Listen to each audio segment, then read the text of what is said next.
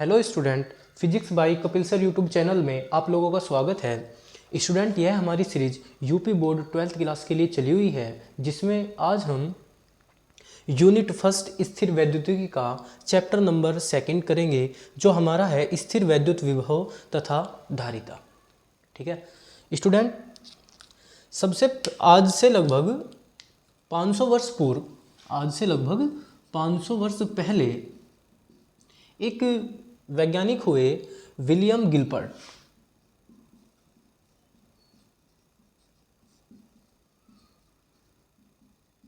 William Gilbert ये वे वैज्ञानिक थे जिन्होंने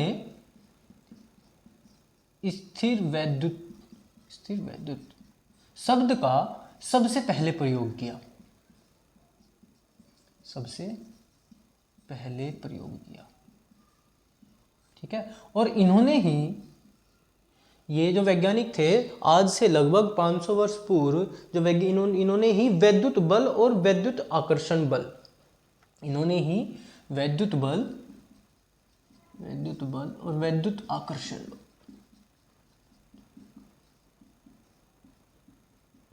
ये वैद्युत बल और वैद्युत आकर्षण बल जैसे जो शब्द थे, इन्होंने ही सबसे पहले प्रयोग किए थे। ठीक है, ये वैज्ञानिक थे विलियम गिलबर्ट। तो आज का हमारा चैप्टर है स्थिर वैद्युत विभव तथा धारिता, जो हमारा यूनिट फर्स्ट का चैप्टर नंबर 2 है। ये बस आपकी थोड़ी सी नॉलेज के लिए कि आपको पता होना चाहिए कि ये वर्ड सबसे पहले स्थिर वैद्युत किसने यूज़ किया था और कौन वो वैज्ञानिक थे। ठीक है, तो आज का हमारा चैप्टर है ये। स्टूडेंट, चैप्टर का नाम है स्थिर वैद्युत विभव तथा धारिता। तो सबसे पहले हम डालते हैं हेडिंग वैद्युत विभव क्या होता है। सबसे पहले हम यही डालेंगे, वैद्युत विभव।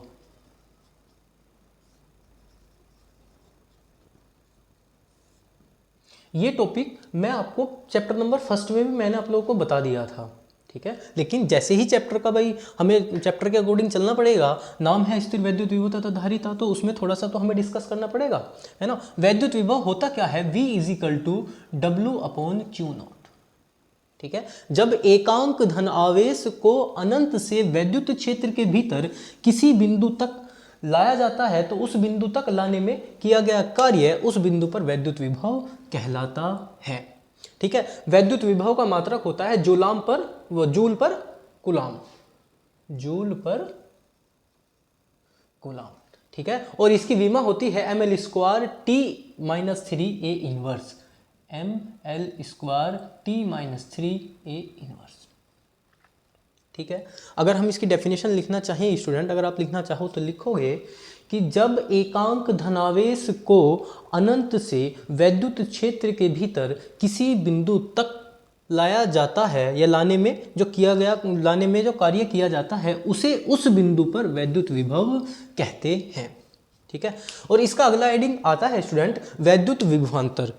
ठीक है, वैद्युत विभवांतर।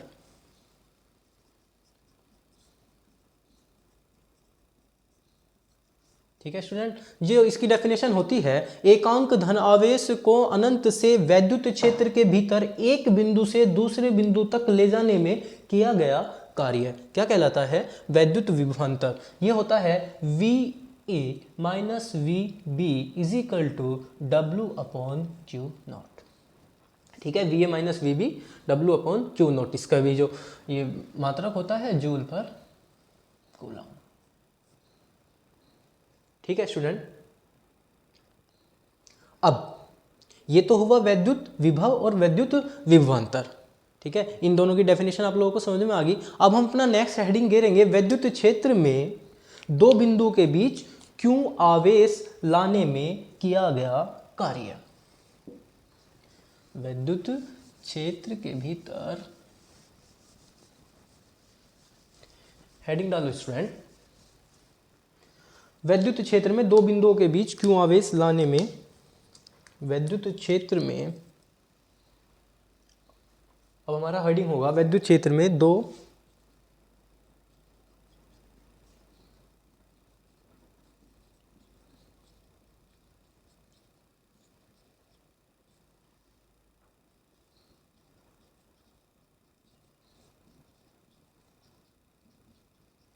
वैद्युत क्षेत्र में दो बिंदुओं के बीच, दो बिंदुओं के बीच क्यों आवेश लाने में किया गया कार्य, लिख देते हैं, किया गया कार्य। ठीक है, इसमें हम लिखेंगे यदि वैद्युत क्षेत्र में दो बिंदुओं के बीच, क्यों आवेश लाएंगे जिसका विभवांतर होगा डेल्टा V। यदि वैद्युत क्षेत्र में दो बिंदुओं के बीच कोई आवेश लाते हैं जिसका विभवांतर डेल्टा V हो, दो बिंदुओं के बीच कोई आवेश लाएंगे जिसका विभवांतर V हो, को लाने में किया गया कार्य W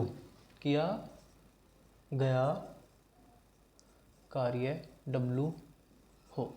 ठीक है, किया गया कार्य W हो, तो W बराबर क्या होता है? W बराबर आवेश गुना विभवांतर। ठीक है, तो W is equal to Q गुना डेल्टा V। तो W is equal to Q गुना डेल्टा V। ठीक है, और यदि जो ये आवेशित कण है वैद्युत क्षेत्र में गति करने के लिए स्वतंत्र हो, यदि आवेशित कण वैद्युत क्षेत्र में गति करने के लिए स्वतंत्र हो,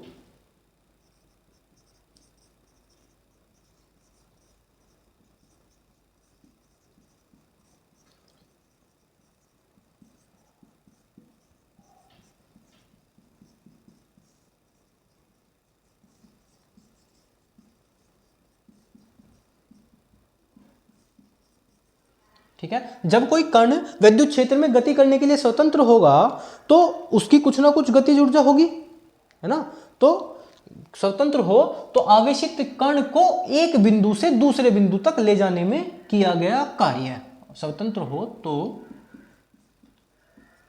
कण को एक बिंदु से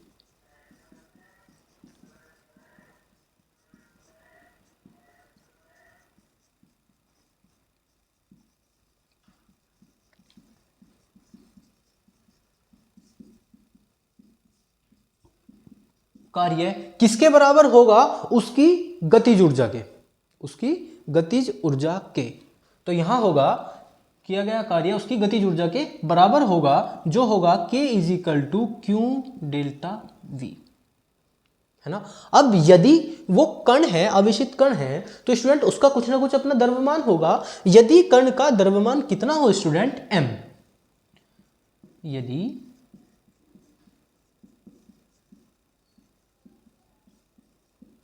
तो क्या होगा? K इज इक्वल टू गतिज ऊर्जा half mv square is equal to Q into delta V, यही होते हैं ना स्टूडेंट। तो यहां से V का मान क्या होगा? V बराबर हो जाएगा 2Q delta V upon M। V is equal to 2Q delta V upon M, ये अंडर रूट में हो जाएगा, यही होगा ना, 2Q delta V upon M। तो स्टूडेंट ये सूत्र जो हमारा निकल के आया, इस सूत्र से हम करते क्या है? कोई भी आवेशित कण होगा उसका वेग हम ज्ञात करते हैं। इस सूत्र की सहायता से किसी भी आवेशित कण का वेग ज्ञात किया जाता है। आवेशित कण का वेग, ठीक है, जो हमारा ये सूत्र निकल के आया है। देखो स्टूडेंट, यदि विद्युत क्षेत्र में दो बिंदु हैं और उन पर का विभवांतर V है, ठीक है, तो उनको वैद्युत क्षेत्र में लाने में किया गया जो कार्य होगा वो होगा W। W बराबर होता है आवेश गुना विभवांतर, V is equal to Q into delta V। यदि आवेशित कण को वैद्युत क्षेत्र में गति करने के लिए स्वतंत्र छोड़ दिया जाए, है ना, जैसे आप हो, आपको आपके घर वाले कोई रोक टोक ना करें, है ना, और आपको कह दें कि जहाँ तेरी मर्जी वहाँ जा। जैसे आजकल देखा होगा ना आपने, जो रोड होती हैं, रोड पर गायें या जो सांड वगैरह ऐसे घूमते रहते हैं, तो जब उनको स्वतंत्र छोड़ दिया जाता है अपनी मर्जी से, कि जैसे हम घर वालों को कह देते हैं ना, कोई भी घर वाला कह देता है निठल्ला है, उनको जा सांड कहीं हांड, होता है ना, कि जहाँ तेरा मन करे वहाँ चला जा, तो वो स्वतंत्र होता है कि विद्युत क्षेत्र के भीतर कहीं भी चला जाए। जैसे आप लोग स्कूल में जाते हो, ठीक है, स्कूल में ये स्कूल की बाउंड्री हो जाती है ना, तो यदि प्रिंसिपल सर आपको रोक टोक ना करें, आपको आप पे बाउंडेशन ना लगाएं, उन्होंने आप इंटरवल हुआ, इंटरवल में ये आपकी कॉलेज की बाउंड्री है, मतलब आपका वैद्युत क्षेत्र है, आप कोई यहाँ आवेशित कण हो और आपको बता दिया जाए कि भाई साहब आप कहीं भी जाओगे लेकिन इस वैद्युत क्षेत्र से बाहर नहीं जाओगे, ठीक है, ये आपकी एक बाउंड्री है, आप यहाँ से बाहर नहीं जाओगे, तो आपका अपना तो कुछ ना कुछ तो द्रव्यमान होगा। तो कोई भी आवेशित कण जब वैद्युत क्षेत्र में गतिमान होता है तो उसमें आ जाती है क्या, गतिज ऊर्जा। स्टूडेंट, आप में भी तो अगर आपको बोल दिया जाए कि जाओ जहां मर्जी वहां घूमो, तो थोड़ी देर तो आप शांत बैठे रहोगे, लेकिन जब आपके अंदर इलेक्ट्रॉन्स मूव करने शुरू हो जाएंगे, आपके शरीर में हलचल होनी शुरू हो जाएगी, तो आपके अंदर आ जाएगी गतिज ऊर्जा। जो गतिज ऊर्जा से आप कार्य करोगे, गतिज ऊर्जा आने के बाद जो कार्य करोगे वो K इज इक्वल टू आवेश और आपका विभवांतर Q इंटू डेल्टा V। लेकिन आपका कुछ द्रव्यमान भी है, गतिज ऊर्जा भी है, 1/2 mv², और ये V ही वो वेग है जो आवेशित कण, मतलब आपका, बहुत घूम रहे हो ना, तो आपका जो वेग निकालेगा वो इस फॉर्मूले से निकल जाएगा, V is equal to √2Q delta V upon M। ठीक है स्टूडेंट, इसको रफ कर देते हैं।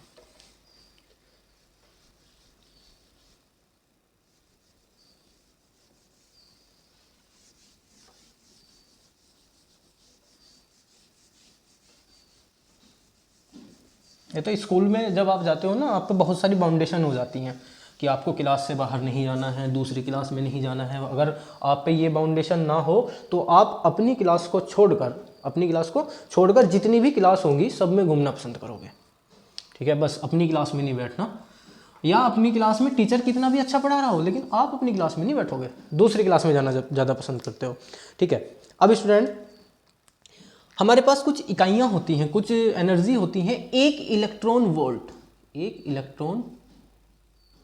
वोल्ट, ठीक है, कितना होता है, 1.6 इंटू 10⁻19 जूल, ठीक है, 1 इलेक्ट्रॉन वोल्ट 1.6 इंटू 10⁻19 जूल, और एक मतलब ये होता है 1 इलेक्ट्रॉन वोल्ट, और 1 किलो वोल्ट बराबर होता है, 1 किलो इलेक्ट्रॉन वोल्ट बराबर 10⁻3 इलेक्ट्रॉन वोल्ट, या इसको हम लिखते हैं 1.6 इंटू 10⁻16 जूल, ठीक है। ये तो 1 किलो इलेक्ट्रॉन वोल्ट हो गया। अब आएगा 1 मिलियन इलेक्ट्रॉन वोल्ट, वो होता है 1 मिलियन इलेक्ट्रॉन वोल्ट, वो होता है 10⁻, ये 3 था तो अब हो जाएगा 6 इलेक्ट्रॉन वोल्ट, और ये हो जाएगा 1.6 इंटू 10⁻13 जूल, ठीक है, 1 मिलियन हो गया। अब 1 billion electron volt is equal to 10⁻369 electron volt होता है, जो होता है 1.6 इंटू 10⁻10 जूल, ठीक है। 1 इलेक्ट्रॉन वोल्ट इतना होता है, 1 किलो वोल्ट इतना होता है, 1 मिलियन वोल्ट इतना होता है, 1 बिलियन वोल्ट इतना होता है। लेकिन 1 इलेक्ट्रॉन वोल्ट वह गतिज ऊर्जा होती है जो कोई इलेक्ट्रॉन, 1 इलेक्ट्रॉन वोल्ट वह गतिज ऊर्जा होती है जो कोई इलेक्ट्रॉन 1 वोल्ट विभवांतर द्वारा त्वरित होने पर अर्जित करता है। 1 इलेक्ट्रॉन वोल्ट, लिख देता हूं इसकी डेफिनेशन, 1 इलेक्ट्रॉन वोल्ट वह गतिज ऊर्जा है जो कोई इलेक्ट्रॉन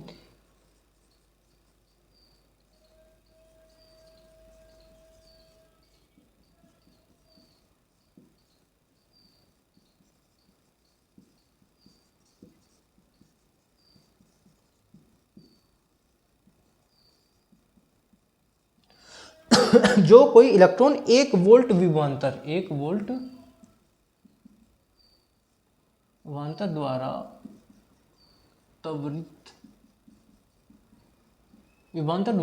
त्वरित होने पर अर्जित करता है।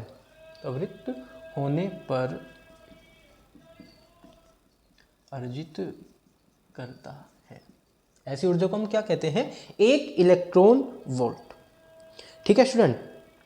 अब इसके बाद हम विद्युत धारा के बारे में कुछ नोट पॉइंट जानेंगे। ठीक है, नोट पॉइंट नंबर 1, 2, 3 की विद्युत धारा ऊंचे विभव से नीचे विभव की ओर बहती है, लेकिन जब हम इलेक्ट्रॉनों के प्रवाह की बात करते हैं तो इलेक्ट्रॉनों का प्रवाह नीचे विभव से ऊंचे विभव की ओर होता है। और पृथ्वी का जब हम विभव मानते हैं तो वो शून्य माना जाता है किसी धनावेश के लिए और किसी ऋणावेश के लिए, वो भी आपको कंडीशन बताई जाएगी। ठीक है,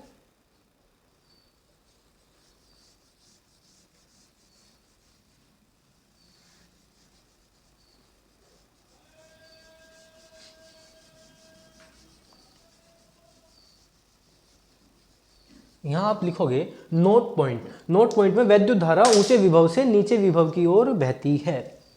नोट पॉइंट नंबर 1, जो हमारी वैद्युत धारा होती है वो ऊंचे विभव से कहां? नीचे विभव की ओर। ठीक है, लेकिन जब हमारा इलेक्ट्रॉनों का प्रवाह होता है, इलेक्ट्रॉनों का प्रवाह वो कैसा होता है?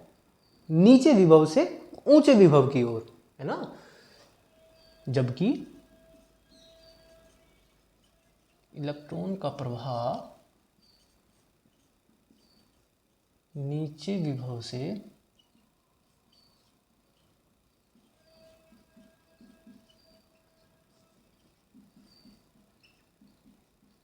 और जब हम वैद्युत क्षेत्र की दिशा के अनुदिश बात करते हैं तो वैद्युत विभव घटता है। वैद्युत क्षेत्र के अनुदिश वैद्युत विभव क्या होता है? घटता है।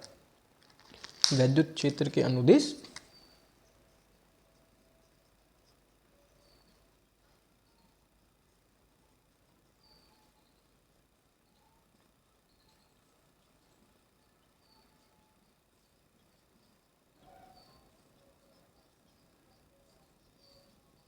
ठीक है स्टूडेंट। और जब हम पृथ्वी के वैद्युत मतलब विभव की बात करते हैं, पृथ्वी को शून्य वैद्युत विभव के लिए निर्देशित किया जाता है। पृथ्वी को शून्य वैद्युत विभव के लिए निर्देशित किया जाता है।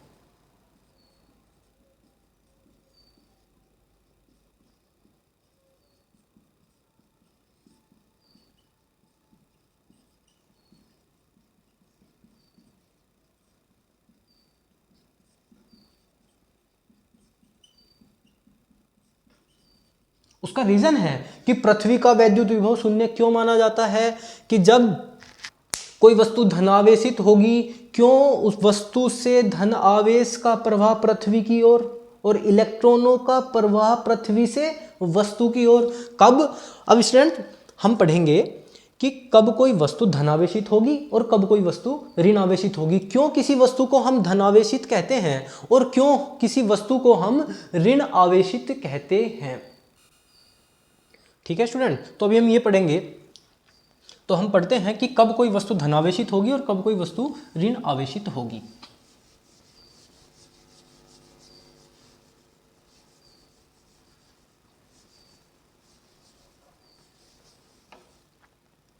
ठीक है, तो स्टूडेंट कब कोई वस्तु को हम धनावेशित कहते हैं और कब कोई वस्तु को हम ऋण आवेशित कहते हैं। कोई वस्तु है, वो कब धनावेशित कही जाएगी? उसे धनावेशित हम कहेंगे कब? और कोई वस्तु है, उसे हम ऋणावेशित कहेंगे कब? ठीक, सबसे पहले जब किसी वस्तु को व पृथ्वी को परस्पर वैद्युत संपर्क में लाया जाता है। जब किसी वस्तु और पृथ्वी को वैद्युत संपर्क में लाया जाता है। ठीक है, जब किसी वस्तु और पृथ्वी को वैद्युत संपर्क में लाया जाता है तो वस्तु से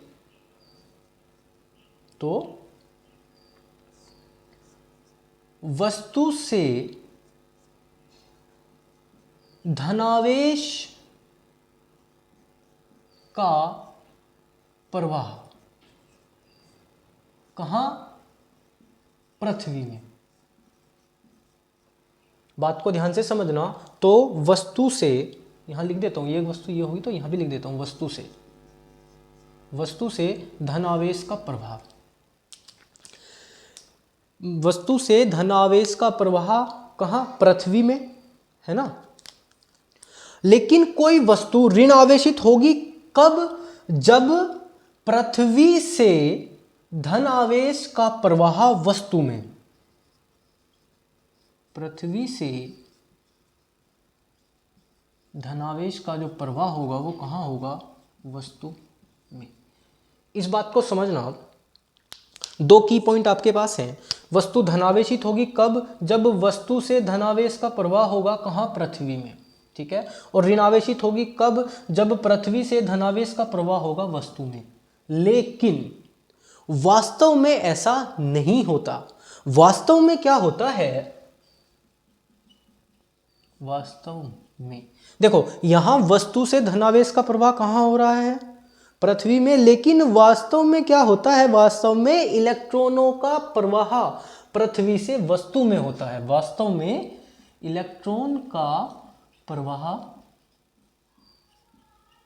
पृथ्वी से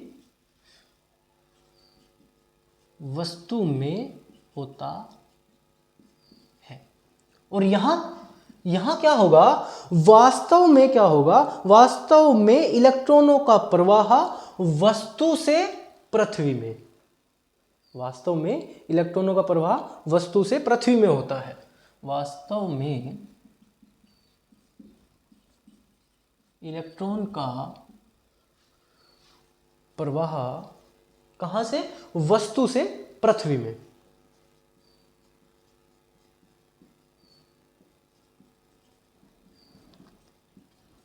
स्टूडेंट एक बात का ध्यान रखें, कोई वस्तु धनावेशित कहलाती है कब और ऋणावेशित कहलाती है कब?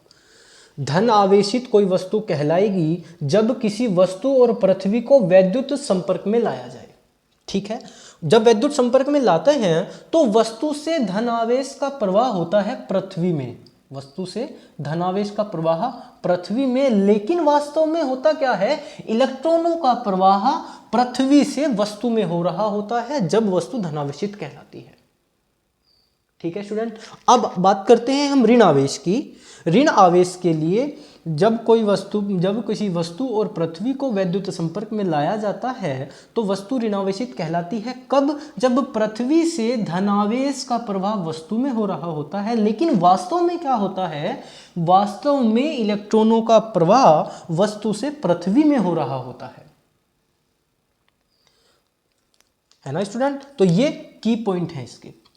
अब हम इसका एक डायग्राम बनाते हैं स्टूडेंट। ठीक है, एक धन विभव लेंगे, एक हम ऋण विभव लेंगे। ये कोई हमने लिया धन विभव, ये हमने कोई लिया ऋण विभव। ठीक है, और इसको हमने क्या किया?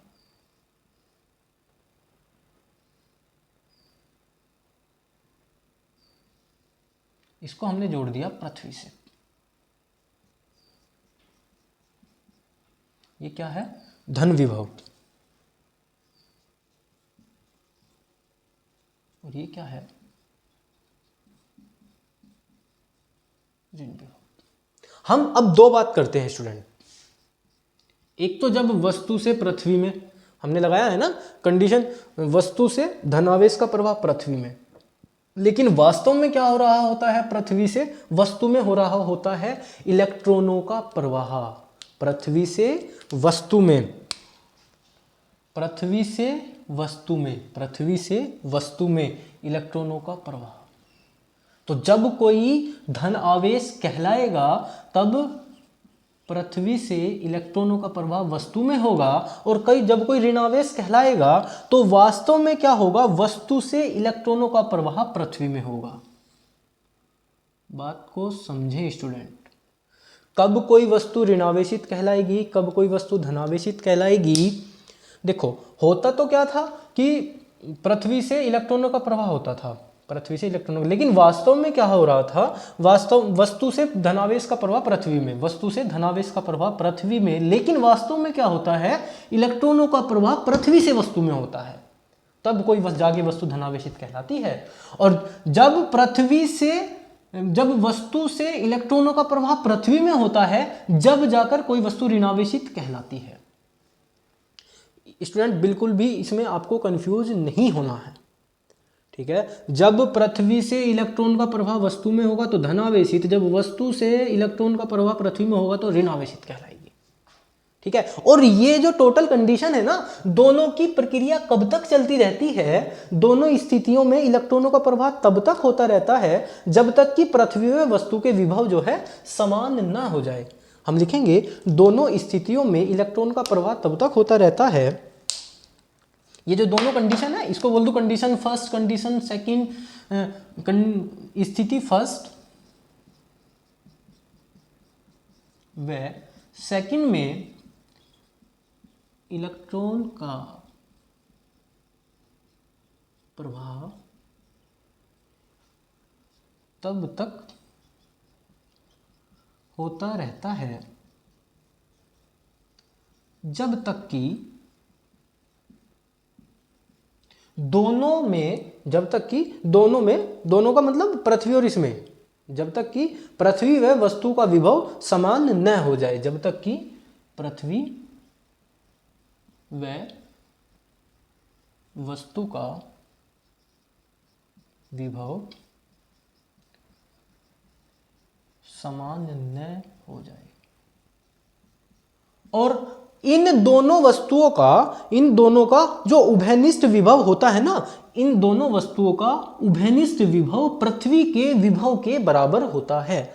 दोनों धनावेश और ऋणावेश, हमने वस्तु तो लिए ना स्टूडेंट, दोनों वस्तुओं का उभयनिष्ठ विभव जो होगा,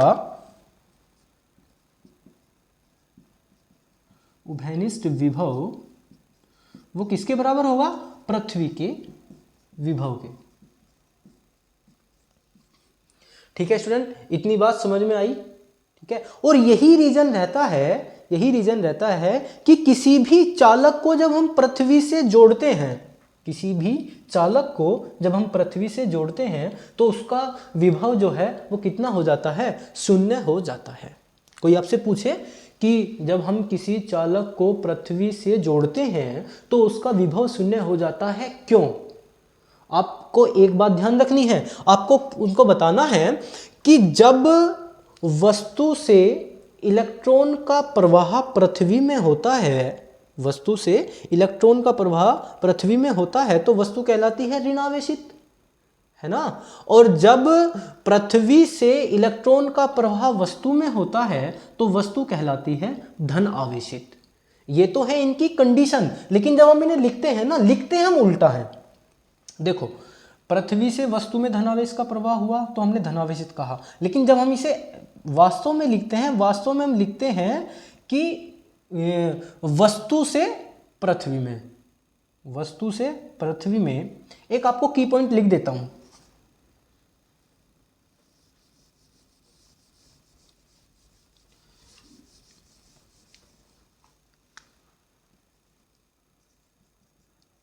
वस्तु से पृथ्वी में, लेकिन वास्तव में क्या होता है, पृथ्वी से वस्तु में इलेक्ट्रॉन का प्रवाह, ये तो कहलाएगी आपकी कंडीशन धनावेश की, ठीक है। दूसरी कंडीशन होती है ऋण आवेश की। ऋण आवेश का क्या होगा, पृथ्वी से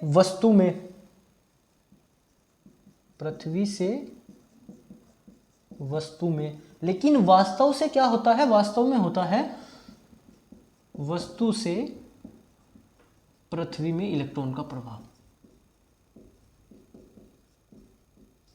ये आपकी कंडीशन क्या कहलाएगी, ऋण आवेश की। ठीक है ना स्टूडेंट, अब आप लोगों को बिल्कुल समझ में आ गया। अब यहां से आगे हम पढ़ेंगे बिंदु आवेश Q के कारण r दूरी पर किसी बिंदु के लिए वैद्युत विभव। ठीक है, देखो ये हम पहले भी पढ़ चुके हैं, जो हमने वैद्युत क्षेत्र की तीव्रता जहां हमने पढ़ी थी, लेकिन अब पढ़ेंगे वैद्युत विभव V = 1/4πε0Q/r। ठीक है, ये रफ कर दूं।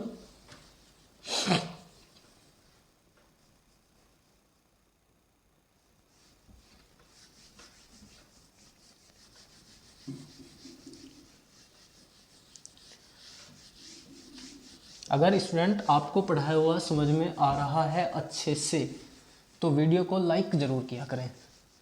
ठीक है, अब हमारा नेक्स्ट हेडिंग होगा, लिखेंगे बिंदु आवेश Q के कारण r दूरी पर किसी बिंदु पर वैद्युत विभव।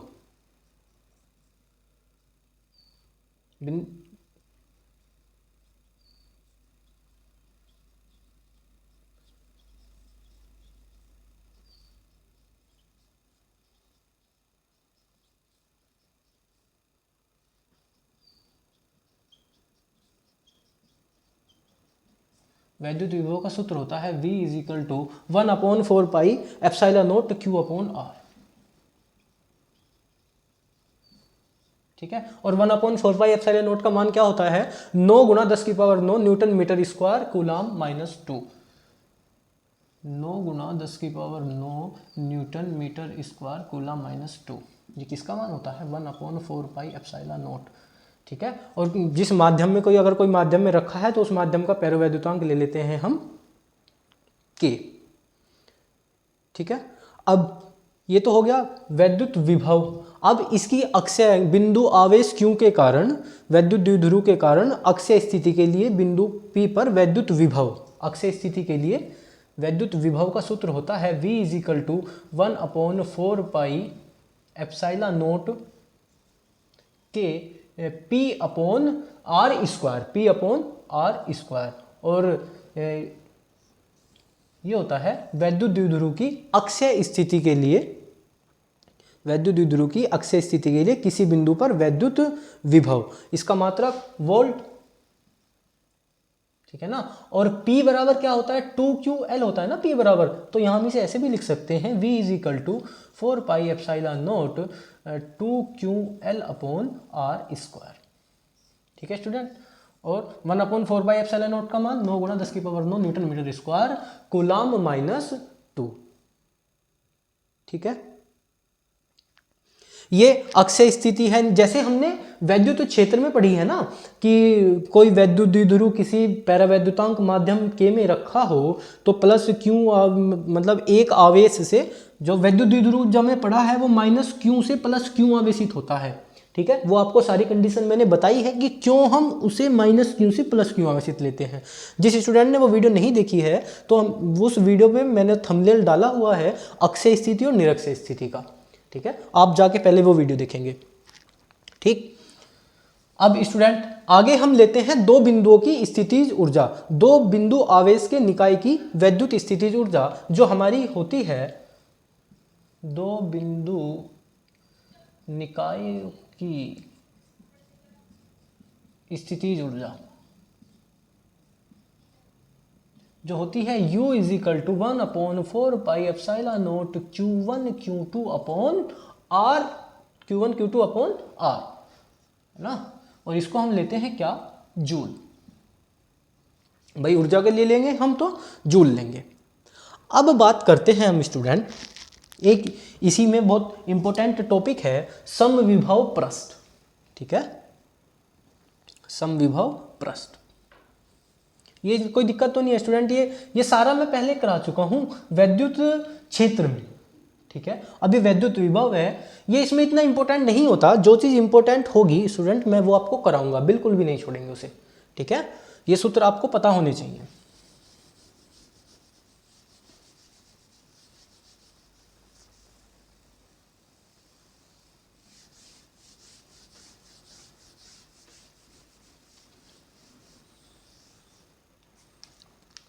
अगला जो हमारा हेडिंग है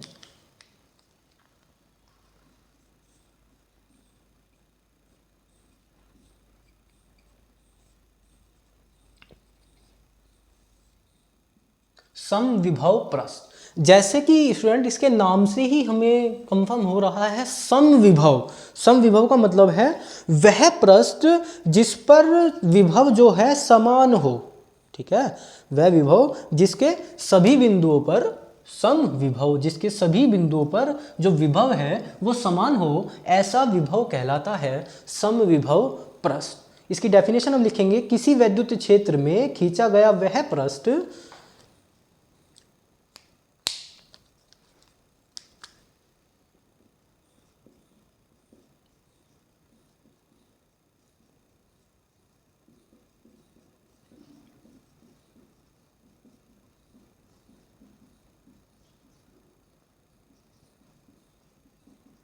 खींचा गया वह पृष्ठ जिस पर स्थित सभी बिंदुओं पर विभव क्या होता है, जिस पर स्थित सभी बिंदुओं पर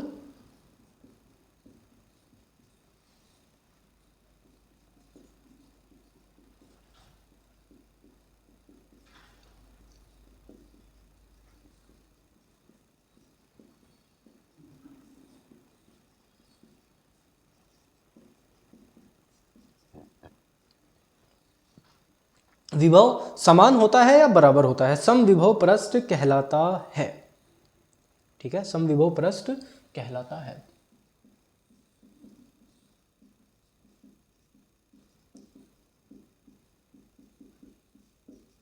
अब समविभव पृष्ठ में स्टूडेंट, समविभव पृष्ठ में किन्हीं भी दो बिंदुओं के बीच वैद्युत विभवांतर कितना होता है, शून्य। जो समविभव पृष्ठ होगा उसमें किन्हीं भी दो बिंदुओं के बीच वैद्युत विभवांतर शून्य होता है। जो हमारा समविभव पृष्ठ होगा, किन्हीं भी दो बिंदुओं के बीच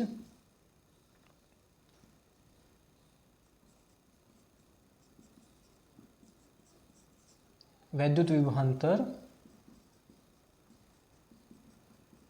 कैसा होता है, शून्य। देखो समविभव पृष्ठ कहलाता क्या है, वैद्युत क्षेत्र में स्थित किसी भी वह पृष्ठ जिस पर सभी बिंदुओं पर विभव समान होता है, समविभव पृष्ठ कहलाता है।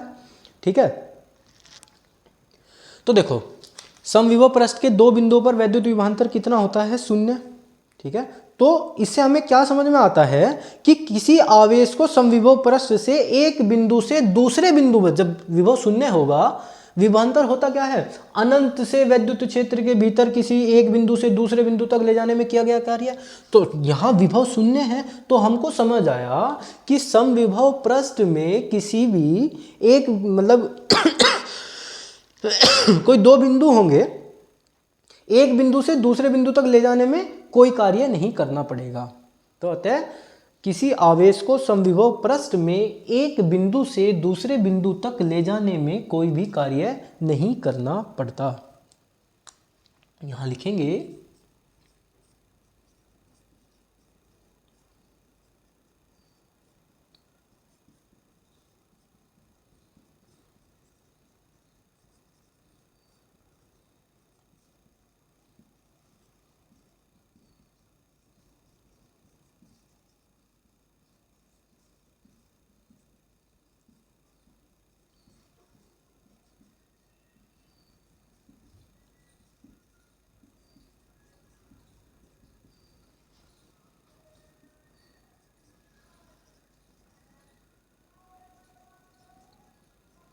ठीक है, समविभव पृष्ठ में एक आवेश को दूसरे बिंदु तक ले जाने में कोई भी कार्य नहीं करना पड़ता। परंतु यह कब संभव होगा, यह संभव कब होगा, जब वैद्युत आवेश को वैद्युत क्षेत्र की दिशा के लंबवत रखा जाए 90 डिग्री। ये आप लोगों को मैंने पहले भी बताया है, यह जब संभव होगा जब वैद्युत आवेश को वैद्युत क्षेत्र की दिशा के लंबवत रखा जाए। परंतु इसमें हम लिखेंगे यह समविभव, परंतु यह जब ही संभव होगा या तभी संभव है जब वैद्युत आवेश को, जब वैद्युत आवेश को वैद्युत क्षेत्र की वैद्युत क्षेत्र की दिशा के लंबवत रखा जाए। ठीक है स्टूडेंट, देखो अगर हम इसकी डेफिनेशन पढ़ना चाहें वो होगी किसी वैद्युत क्षेत्र में खींचा गया वह पृष्ठ जिस पर स्थित सभी बिंदुओं पर वैद्युत विभव समान होता है समविभव पृष्ठ कहलाता है। समविभव पृष्ठ में दो बिंदुओं पर वैद्युत विभवांतर कितना होता है? शून्य होता है। तो समविभव पृष्ठ में किसी आवेश को एक बिंदु से दूसरे बिंदु तक ले जाने में कोई भी कार्य नहीं करना पड़ता। और यह कब संभव होता है? यह संभव होता है जब वैद्युत आवेश को वैद्युत क्षेत्र की दिशा के लंबवत रखा जाए। तो अतः समविभव पृष्ठ के प्रत्येक बिंदु पर वैद्युत क्षेत्र की दिशा कैसी होती है? लंबवत। तो हम लिखेंगे अतः समविभव पृष्ठ पर प्रत्येक बिंदु पर वैद्युत क्षेत्र की दिशा के लंबवत होता है।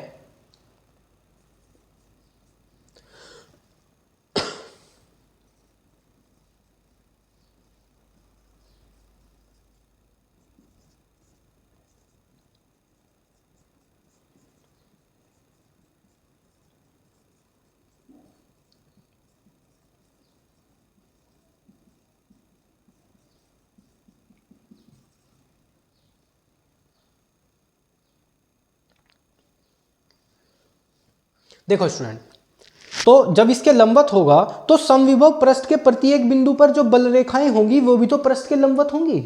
प्रत्येक बिंदु पर जो बिंदु पर बल रेखाएं होंगी, अतः समविभव पृष्ठ के प्रत्येक बिंदु पर बल रेखाएं पृष्ठ के लंबवत होंगी। अतः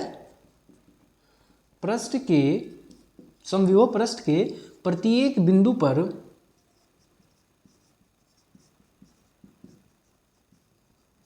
बल रेखाएं पृष्ठ के लंबवत होंगी या लंबवत होती हैं। पृष्ठ के लंबवत होती हैं।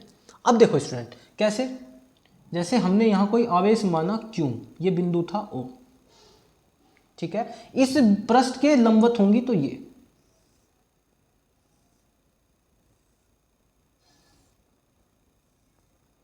माना कोई Q आवेश एक वैद्युत क्षेत्र के एक बिंदु O पर रखा है, समविभव पृष्ठ के बिंदु O पर रखा है। इस बिंदु O को केंद्र मानकर हम एक पृष्ठ खींचते हैं। ये कैसा आवेश है? Q, और इसे केंद्र मानकर एक ही हमने जो गोलीय पृष्ठ खींचा है ना, यही तो हमारा समविभव पृष्ठ कहलाएगा।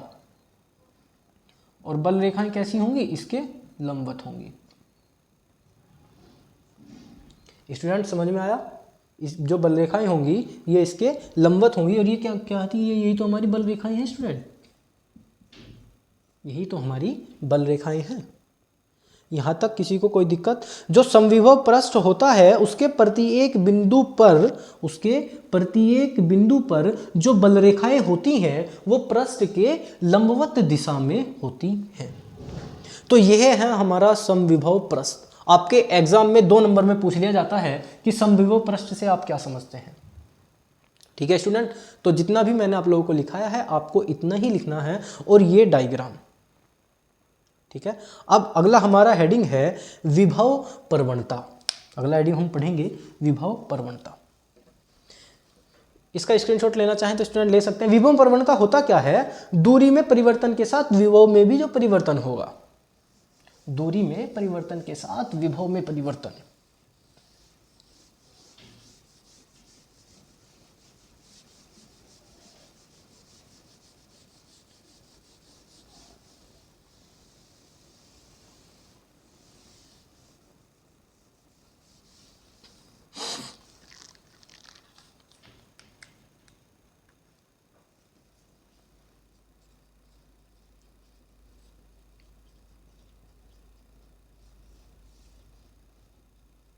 इसमें हम लिखेंगे वैद्युत क्षेत्र की दिशा में दूरी परिवर्तन के साथ विभव में परिवर्तन की दर को, वैद्युत क्षेत्र में दूरी परिवर्तन के साथ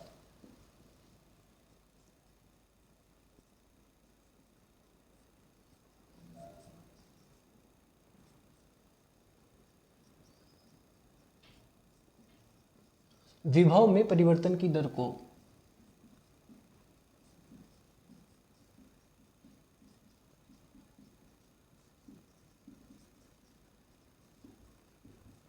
विभव में परिवर्तन की दर को विभव प्रवणता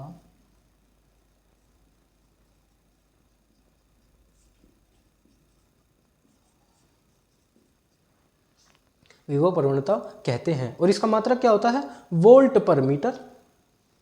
इसका जो मात्रक होता है, मात्रक है वोल्ट पर मीटर, और विमा है, इसका मात्रक लिख देता है वोल्ट पर मीटर, और विमा है mL/T-3A इनवर्स, mL/T-3A इनवर्स। ये स्टूडेंट इसकी विमा है। अब देखो हमारे पास, देखो अगर आता है 1 या 2 नंबर में विभव प्रवणता से आप क्या समझते हैं, तो वैद्युत क्षेत्र में दूरी परिवर्तन के साथ विभव में परिवर्तन को विभव प्रवणता कहते हैं। इसका मात्रक वोल्ट पर मीटर होता है और विमा होती है ये। अगर 2 नंबर में आता है तो आपको मिल जाएगा इतने नंबर। लेकिन अगर आपसे एक बात और पूछ लिया जाए कि विभव प्रवणता तथा वैद्युत क्षेत्र की तीव्रता में संबंध बताओ, आपसे पूछ लिया जाए कि आपको बताना पड़ेगा विभव प्रवणता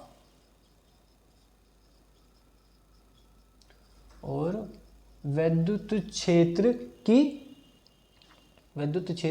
तीव्रता नहीं स्टूडेंट, सॉरी, वैद्युत क्षेत्र की दिशा, वैद्युत क्षेत्र की दिशा में।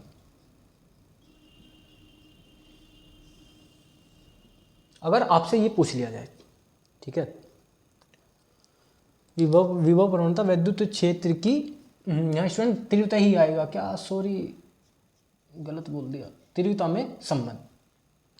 देखो अब हम करेंगे क्या, वैद्युत क्षेत्र की तीव्रता के लिए हमने क्या माना था, हमने माना था कि कोई आवेश है वो r मीटर की दूरी पर किसी बिंदु पर रखा है जहां वैद्युत क्षेत्र की तीव्रता हमें ज्ञात करनी है, ठीक है।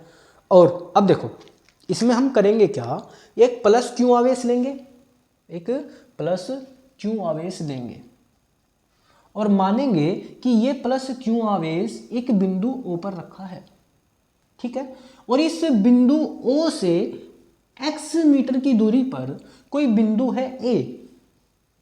स्टूडेंट जैसे जैसे मैं बोल रहा हूं आपको ऐसे ऐसे लिखना है माना में, ठीक है, बिंदु है A, यहां से यहां तक की दूरी कितनी है स्टूडेंट, x, ठीक है, और इस बिंदु A से डेल्टा x दूरी पर एक बिंदु है B, कितनी दूरी पर, डेल्टा x,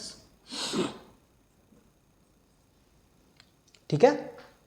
और प्लस क्यू आवेश के कारण बिंदु B पर जो बल लगेगा वो कितना लगेगा, F, और बिंदु B पर अगर कोई धन परीक्षण आवेश Q नोट रखा हो, और ये सारी जो प्रक्रिया है एक वैद्युत क्षेत्र की दिशा में हो रही हो। आप लोग लिखोगे माना एक प्लस क्यू आवेश O बिंदु पर रखा है, O बिंदु से x दूरी पर स्थित एक बिंदु A है तथा A से B तक की मतलब O से A तक की दूरी x हो और A से B तक की दूरी डेल्टा x हो, और ये एक वैद्युत क्षेत्र में रखे हो, और अगर B पर कोई परीक्षण आवेश Q नोट रखा है तो परीक्षण आवेश Q नोट के कारण B पर लगने वाले बल की दिशा F होगी। और F का मान स्टूडेंट मैंने आप लोगों को पढ़ाया था कि प्लस क्यू आवेश के कारण वैद्युत क्षेत्र की दिशा में लगने वाला बल, यहाँ लिखेंगे क्या है ये, F, प्लस क्यू आवेश के कारण वैद्युत क्षेत्र की दिशा में लगने वाला बल।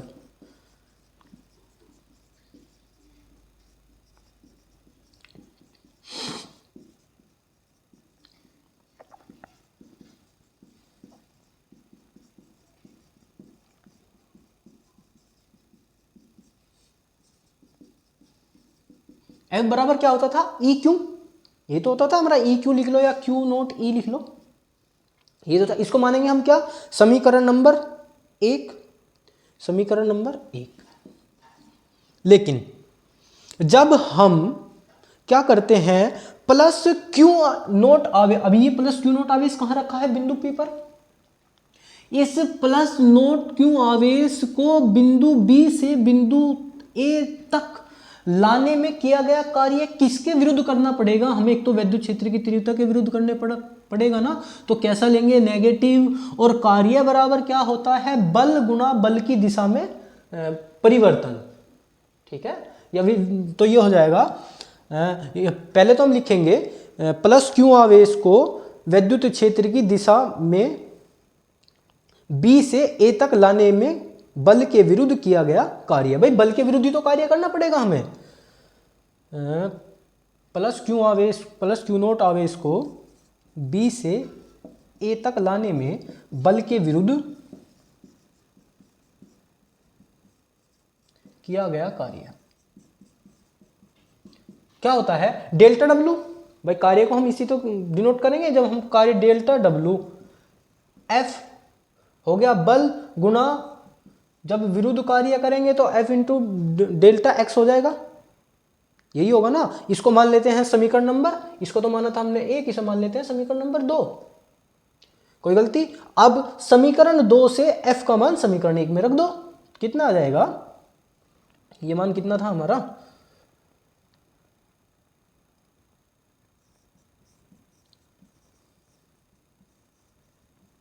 भाई यही तो है, F minus delta x, F minus delta x is equal to Q naught E, ठीक है।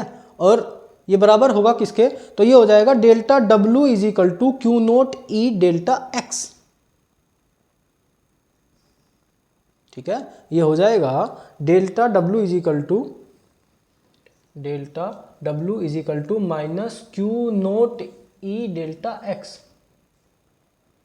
भाई यही तो होगा, delta W is equal to minus Q naught E delta X. तो देखो delta W upon Q naught क्या हो जाएगा, minus E delta X, Q naught upon W is equal to minus E delta x. इसको मान लो समीकरण number कितनी, 3। लेकिन जब हमने विभवांतर की परिभाषा पढ़ी थी कि किसी एकांक धनात्मक परीक्षण आवेश को अनंत से विद्युत क्षेत्र के भीतर एक बिंदु से दूसरे बिंदु तक ले जाने में जो कार्य करना पड़ता है, तो वो हो जाएगा हमारा, भाई विभवांतर क्या था हमारा, यही तो था W is equal to Q naught वाला। तो delta W is equal to Q naught V minus delta V, ठीक है। अगर कुल विभवांतर V हो तो V माइनस डेल्टा V, अंदर मल्टीप्लाई करो तो कितना हो जाएगा, delta W is equal to Q naught V minus V plus delta V। इससे ये कैंसिल आउट होगा, डेल्टा W इज, ये थोड़ा ऊपर लिख देता हूं,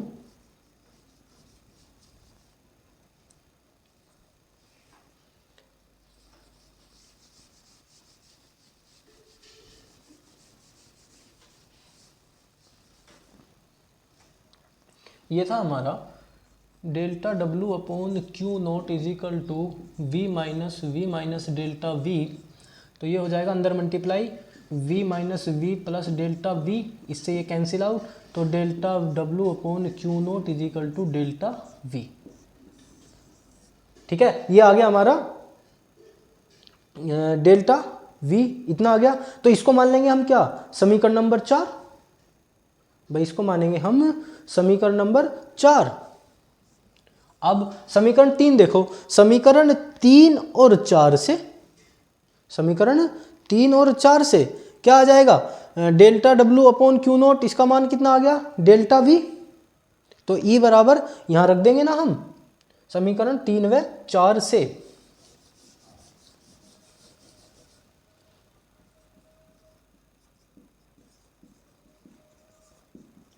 देखो तो ये हो जाएगा, इसका मान रख दो यहाँ, delta v is equal to minus E delta X, और e बराबर delta v upon delta x minus के, और यही हमारा विभव प्रवणता होती है।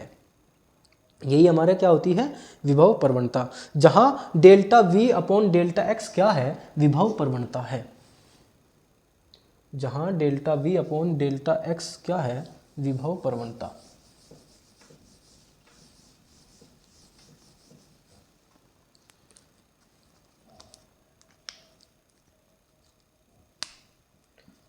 जहां delta v upon delta x क्या है, विभव प्रवणता। ठीक है स्टूडेंट, आप लोगों को यहां तक समझ में आया। विभव प्रवणता होती क्या है, वैद्युत क्षेत्र में दिशा में मतलब वैद्युत क्षेत्र में दूरी में परिवर्तन के साथ विभव में जब परिवर्तन हो, दूरी परिवर्तन के साथ विभव में जब, भाई डेल्टा एक्स क्या है दूरी, डेल्टा वी क्या है विभव। वैद्युत क्षेत्र में दूरी परिवर्तन के साथ जब विभव में परिवर्तन होता है तो उसे क्या कहते हैं हम, विभव प्रवणता कहते हैं। ठीक है, अब हम इससे अगला जो हमारा क्वेश्चन होगा वो होगा बिंदु आवेश के निरक्षीय स्थिति के लिए वैद्युत विभव की गणना कीजिए। जो हमारा नेक्स्ट क्वेश्चन है स्टूडेंट, वैद्युत द्विध्रुव की निरक्षीय स्थिति में किसी बिंदु पर वैद्युत विभव, वैद्युत द्विध्रुव की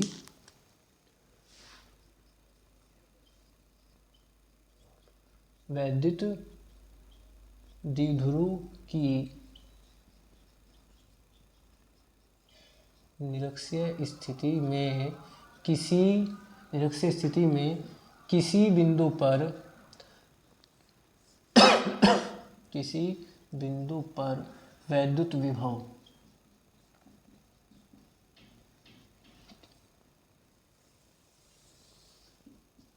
ठीक है स्टूडेंट, हम इसमें लिखेंगे क्या। सबसे पहले हम मानेंगे एक वैद्युत द्विध्रुव और वैद्युत द्विध्रुव का नाम देंगे ए बी दे देंगे और वैद्युत द्विध्रुव को आवेशित, देखो वैद्युत द्विध्रुव क्या है, ये वैद्युत द्विध्रुव है ए और बी, और वैद्युत द्विध्रुव हमेशा स्टूडेंट मैंने आप लोगों को बताया है माइनस क्यू प्लस क्यू आवेशित। पहली वीडियो में जब हमने सबसे पहली वीडियो डिस्कस की थी तब बोला था इस वैद्युत द्विध्रुव के बीच की दूरी कितनी होती है 2l। यहाँ कोई बिंदु मानते हैं हम जिसको नाम दे देते हैं, ओ दे दो, पी दे दो, कुछ भी दे दो, यहाँ से यहाँ तक की दूरी कितनी होगी l, और इस बिंदु O से r दूरी पर स्थित कोई बिंदु था P, जहां हम करते थे वैद्युत क्षेत्र की तीव्रता का निर्धारण करते थे, लेकिन अब यहां वैद्युत विभव का निर्धारण करेंगे। अब हम यहाँ किसका निर्धारण करेंगे स्टूडेंट, वैद्युत विभव का, और वो दूरी कितनी थी r, इस बिंदु से r दूरी पर स्थित वैद्युत बिंदु P पर वैद्युत विभव का हमें निर्धारण करना है। ठीक है, तो इनका मान कितना आ जाएगा, पाइथागोरस प्रमेय से r square plus l square under root, इसका मान r square plus l square. ठीक है, लंब ये और कर्ण का स्क्वायर इज इक्वल टू लंब का स्क्वायर प्लस आधार का स्क्वायर, तो इसका स्क्वायर प्लस इसका स्क्वायर और कर्ण के स्क्वायर से इस पे अंडर रूट हो जाएगा।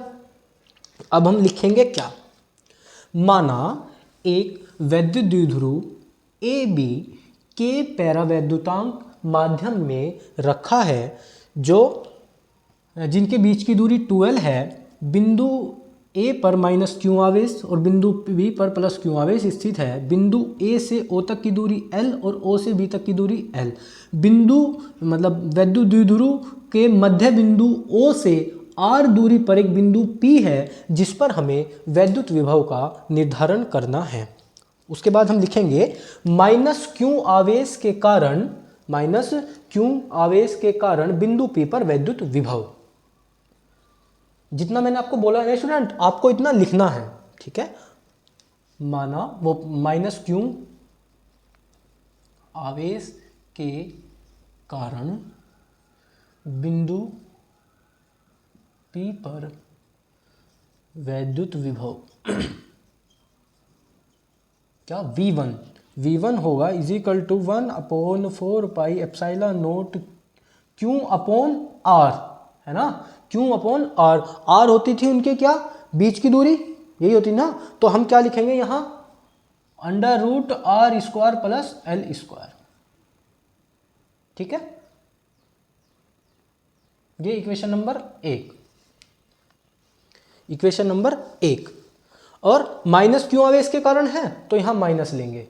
ठीक है, अब प्लस क्यू आवेश के कारण बिंदु P पर वैद्युत क्षेत्र की तीव्रता क्या होगी, ये हो जाएगी V1, ये हो जाएगी V2, ये हो जाएगा 1/4 pi epsilon naught Q upon under root R square plus L square. इसको मानेंगे समीकरण नंबर 2।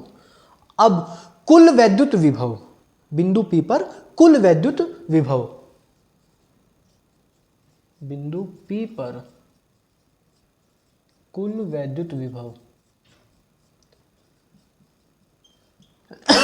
क्या होगा, V equals to V1 plus V2, दोनों को जोड़ दो, क्या होगा, v equals to 1/4 pi epsilon naught q upon under root r square plus l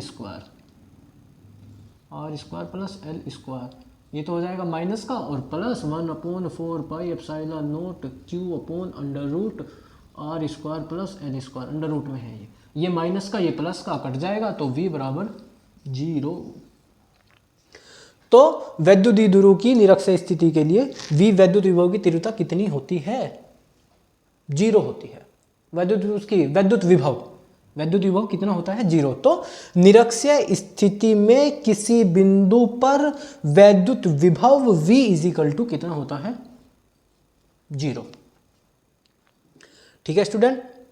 अब अगले देखो, आज हमने समविभव प्रश्न भी पढ़ा, वैद्युत विभव पढ़ा, वैद्युत विभवांतर पढ़ा, विभव प्रवणता पढ़ी। ठीक है, कब कोई वस्तु धनावेशित होगी, कब कोई वस्तु ऋणावेशित होगी, प्लस क्यू आवेश के कारण हमने सूत्र पढ़ा, और हमने स्थितिज ऊर्जा का सूत्र पढ़ा, और हमने समविभव प्रश्न पढ़ा, और ये पढ़ा। ठीक है स्टूडेंट, अगर आपको ये वीडियो अच्छी लग रही है तो आप इसे लाइक करें, शेयर करें अपने दोस्तों के साथ, और चैनल को सब्सक्राइब करें। आज की वीडियो में इतना ही, आगे मिलते हैं हम नेक्स्ट वीडियो में अगले टॉपिक के साथ। Thank you student.